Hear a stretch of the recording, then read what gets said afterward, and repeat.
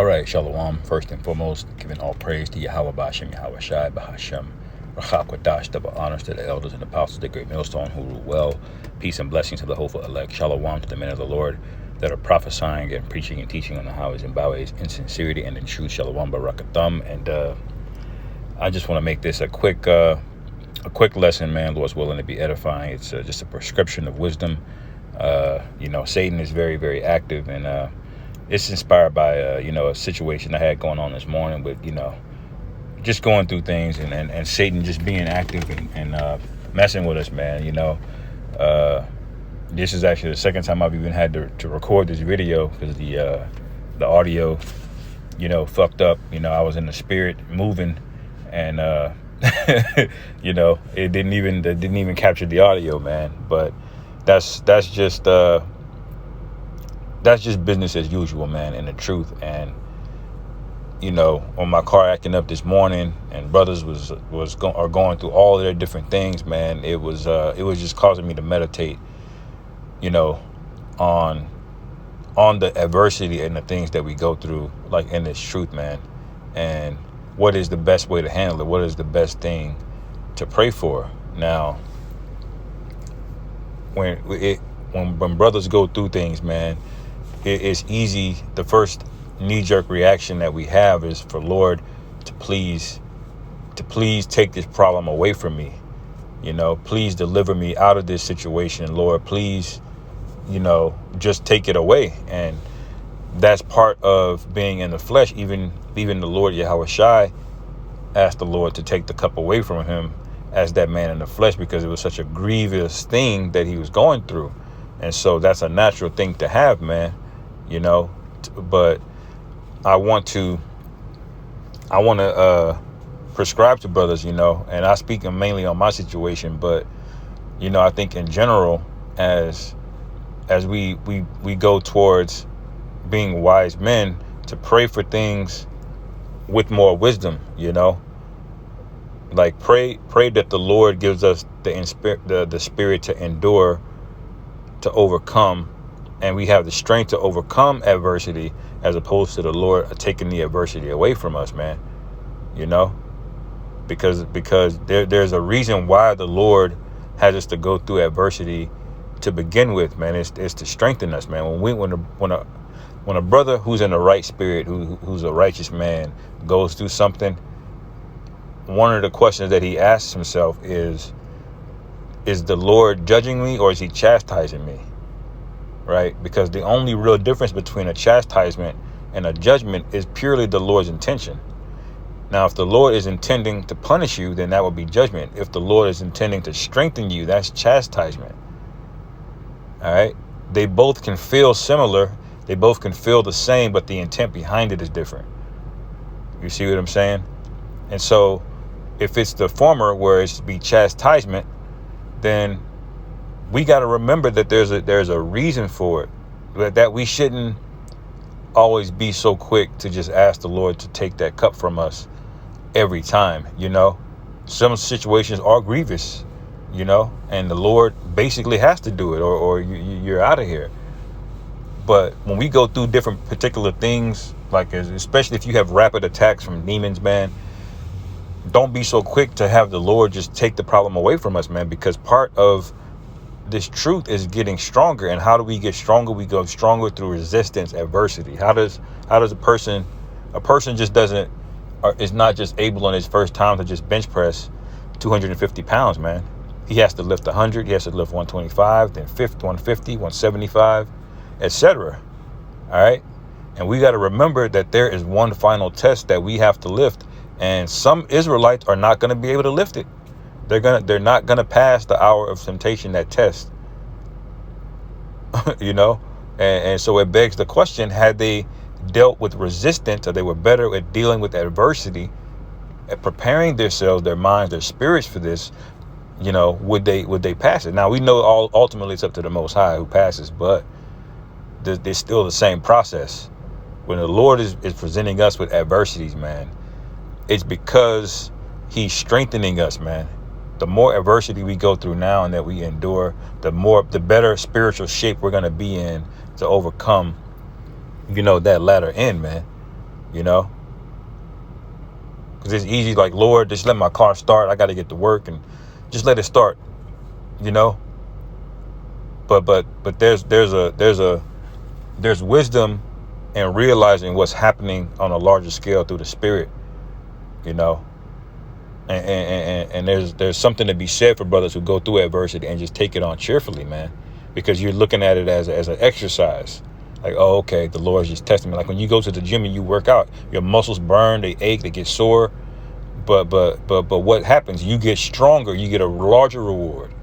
You know. It's pain. It's pain now for pleasure later. You know. So we got to remember that's what we experience, man. All right.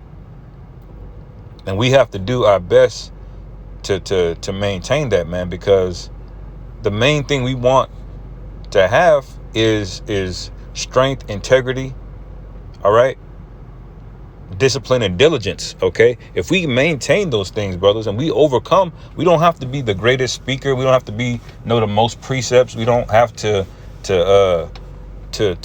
be the best at anything, man. All we have to do is pass the hour of temptation, that final test, man. If we do that all the way to the end, if our integrity never gets compromised, if we never get weak, or we never we get faint, then we made it, brothers. We're on the chariots. You know. So you know, as I'm meditating on it, that's a more precious thing than the Lord just removing every single problem in our life, man. You know. So let me read this real quick. So, like, I'm rambling a little bit more than I thought, but this is Philippians 3. And I'll start at 13. It says, "Brethren, I count not myself to have apprehended." And apprehend means to grasp or obtain something. All right. "But this one thing I do, forgetting those things which are behind, and reaching forth unto those things which are before." All right. Meaning you can't look at all the things that were past, man, because some brothers, are you going through something right now and you're like, damn. Because you might have went something the last week and the week before that and the week before that, but you can't remember all of the times you caught hell, even if it's recent, man. You just gotta, like they say in football, man, you throw an interception, you gotta have a short memory. All right, because what will it do if you don't have a short memory for that interception you threw? It's gonna fuck with your confidence. You're gonna be scared to throw. You're gonna be scared to take the appropriate risk on the next play. All right. So we got to forget about the things that we went through, man, and focus on the things that are coming. All right. It says, verse 14, the main point, "I press toward the mark for the prize of the high calling of Yahweh Shai Hamashiach, of the Most High, and Yahweh Shai Mashiach." All right. And that's the main thing, man. We're pressing. What does it mean to press? Press is something when you move forward on something that has a resistance to it. You're moving forward, but it's not without its resistance. And that's what adversity is through the Spirit, man. It's us pressing. So that means we're not just going to get it. We're not just going to get it, man. You know, the Lord ain't just going to snap his fingers and beam us up. No, there's a series of events that has to play out. All right. Moving on, let me go over to the other precept I put in the chat earlier, man, to the Yakian, man, because it was just on my spirit of these things that we go through, man. You know, this is Baruch chapter 4, verse 21. It says, "Be of good cheer, O my children, cry unto the Lord, and he will deliver you from the power and the hand of the enemies." All right, so that's the spirit that we should be. When we get in trouble, yes, we should be praying to the Most High, man. We should be praying before we get in trouble, before we experience adversity.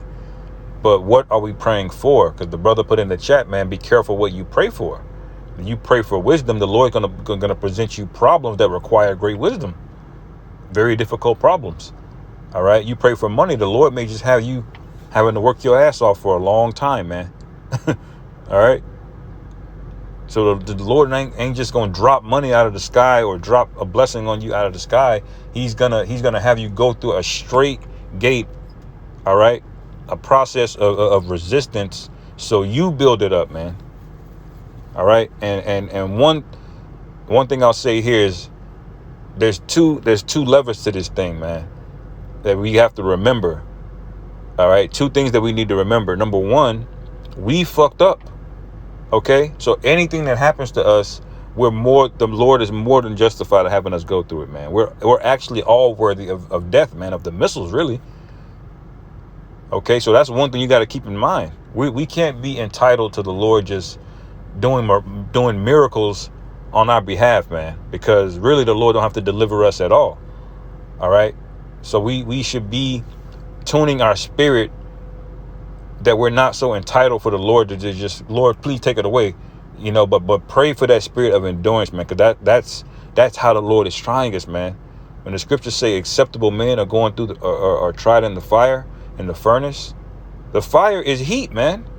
All right, you're made acceptable through strength. I mean, through adversity, through fire, man. All right, that's not a pleasant experience. And because the Lord is not just going to set us up in the kingdom. Now it's written that we will be in the kingdom. All right. But as far as the elect, the hopeful elect, all right, then there's particular things that we just got to go through, man. So that's one thing. Remember that we fucked up and the Lord is justified on destroying us. And then number two, the Lord is going to remember us ultimately. Ultimately the kingdom is going to happen, man. Regardless of what anybody has to say about it, the kingdom of heaven is on the way, period. And that's going to be a blessing to all of Israel, man. So keep those two things in mind. It says, verse 22, for my hope is in the everlasting, that he will save you, and joy is come unto me from the Holy One, because of the mercy which shall soon come unto you from the everlasting, our Savior, man. So the joy and mercy is on the way, man. It's gonna come soon, man. All right. It's gonna come soon. And when you think about it, it's everlasting. All right. So the things that we're going through now, man, you got to realize not only is it not as bad as what it should be, considering what we did, how we forsook the Most High, but it's only temporary. All right. It says, for I sent you out with mourning and weeping, but the Most High will give you me again with joy and gladness forever. So not only is we going through not as bad as it should be, or in terms of what we went off on, but the reward on the back end is forever, man. That's lopsided reward, man. The Lord is giving us something forever for being wicked. All right. And we're having to suffer for a temporary amount of time to get an eternal gain, man. That's a hell of a return right there, man. You should want to take that deal any day. But see, our flesh, it doesn't like delayed gratification. It wants everything instant, And we gotta rebuke that spirit. That's a demon, man. All right. It says, verse 24, like as now the neighbors of Zion have seen your captivity, so shall they see shortly your salvation from our power, which shall come upon you with great glory and brightness of the everlasting. So not only are we going to overcome these things, but it's going to be the most spectacular salvation and event the world has ever seen or even come close to seeing, man. Nothing is comparable to how the Lord is getting ready to deliver us, man. Nothing. It says, verse 25, my children, suffer patiently the wrath that has come up on you from the Most High. All right. We have to remember the Lord is so angry with us, man. You have any idea how cruel and drastic that punishment was in chattel slavery, man? That's how angry the Lord is with us, man. And you still got guys that are just pure niggas out here, man, that still haven't repented, still haven't learned. All right. What do you think that does to the Most High when you still double down on wickedness, man? You got to realize how angry the Lord is right now. All right. And if you get given over to that 2/3 spirit, man, you're gonna face the full wrath of it, man. But the elect also right now has to suffer. All right. But that's basically what these scriptures are alluding to. The elect, really. This wrath we got that we had to go through chattel slavery, through Jim Crow and all of that. We have to suffer those things, man. Why? Because again, we're the ones that went off. Okay. It says, for thine enemy hath persecuted thee, but shortly thou shalt see his destruction and shalt tread upon his neck, man. So that's a beautiful thing. That's a major blessing, man, to not only see the downfall of our enemies, as it's written, but we're going to be the ones that have our foot on his neck to get to able to put these heathen in chains. All right. To be able to put these heathen in captivity, to be able to put our enemies to death. The Lord's going to allow us to do it, man. That's a major blessing, man. All right. That a righteous man should look forward to. Okay. It says, verse 26, my delicate ones have gone rough ways and were taken away as a flock caught of the enemies. Be of good comfort, O my children, and cry unto the Most High, for ye shall be remembered of him that brought these things upon you, man. That's the main point. The Lord is the one that did this to us, man. All right. Why did the Lord do that, man? Why did he do that? Why did he have to just go thousands of years of just going off and coming back? Because it's manifold, really. Number one, he's allowing Esau to rule. Not necessarily number one, but one reason is he's allowing Esau to rule to show you how not to rule on the earth. He's allowing other heathen to rule to see that there's no flavor in them. They don't have it in them to rule. Number three, the Lord is allowing us to experience the dark side of creation so we can enjoy the light side of creation, man. All right. So we're going to enjoy the kingdom that much more, man. We're going to have all of these memories and stuff, a giant database to look back on of how we were. And we're going to appreciate what we have in the kingdom that much more, man. You know? But the main point is the Lord is going to remember us, man. And he's the one he's the one that's in control, man. All right. So we got to remember the situation that we're in, man, and adversity, the things that come with it, you know, is just part of it. All right. You know, so again, as wisdom, man, the main thing we should be focused on in these prophecies coming to pass and that test that's coming to try all men on the earth. What is it required to pass a test? Think about that, man. It takes repetition, studying, repetition of resistance, repetition of overcoming things that were difficult for us. All right. And the Lord is preparing us, man, you know. So all we got to do is maintain that discipline, maintain our integrity, that the Lord doesn't compromise us, that we don't get weak, that we don't fall out. All right. We just got to endure, basically, man. It says, he that shall endure unto the end, the same shall be saved. Not he that knows the most precepts, not he that is really, really good in the Hebrew, not he that donates the most money. All right. It's he that endures is the one that's going to be saved, man. All right. And how do you endure? You endure things that you endure adversity. All right. So thank the Most High a lot of times that you go through things, that he's giving you opportunities to improve yourself, man, to overcome, because that could be a sign of judgment, or it could be the sign that the Most High loves you and he's chastising you to strengthen you, man. So, so like I said, man, press toward the mark, man. Press, man, means push and persevere through, you know. So that's all I really wanted to say on that. I'll end it there, man. Hopefully you brothers were edified. And this is a blessing to you brothers, for any brother going through things, man, that the Lord is with us, man. The angels are watching over us. All right. They're protecting us from things. And you got to remember as well, too, as many things that we go through that the angels allow to happen to us, or the Lord allows to happen to us. You got to remember all the things in the spirit that the Lord has protected us from, man. We could have had a head-on collision yesterday, you know. Somebody could just come out and cut you out and take you into the spirit world. All the things that the Lord is protecting us from, we're not aware of it, man. You know.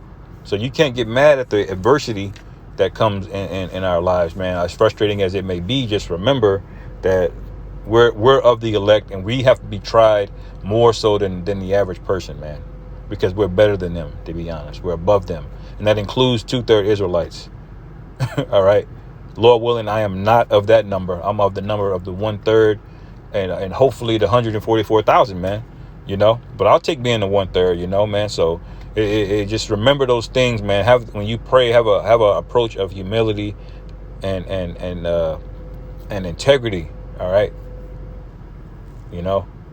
So with that, again, hopefully you brothers were edified.